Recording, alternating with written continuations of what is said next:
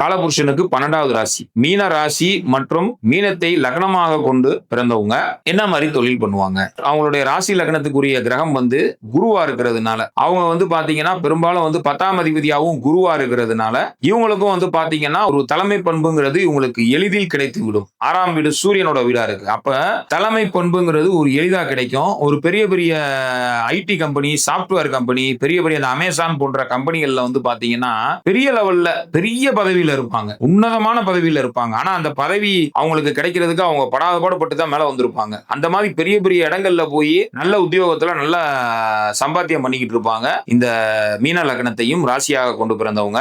அதே போல இவங்களும் பாத்தீங்கன்னா தங்க தொழில் 10ஆம் வீடு குரு வீடா வர்றதுனால தங்க தொழில், இந்த வட்டி கடை, இதுவும் இந்த தனுசுக்கு என்ன சொல்லணும் அதே மாதிரி தான் இந்த மீனத்துக்கும் பாத்தீங்கன்னா இதெல்லாம் அடகு கடை வச்சு ரன் பண்றது, தங்க கடை வச்சு ரன் பண்றது, வட்டி கடை வச்சு ரன் பண்றது, இதெல்லாம் பாரம்பரியமா செஞ்சிருப்பாங்க. சரிங்களா? அதனால அவங்க எல்லாம் இந்த ராசி லக்னத்துல பிறந்தவங்க இருப்பாங்க. இது இல்லாம வேற தொழில் செய்ய மாட்டாங்களான்னா கண்டிப்பா செய்வாங்க. பட் அது அவங்களுடைய ஜாதகம் தான் நிர்ணயம் பண்ணும். அவங்க ஜாதகத்துல எந்த கிரகம் பலமா இருக்கோ அந்த கிரகத்துடைய தொழிலை கண்டிப்பா செய்வாங்க.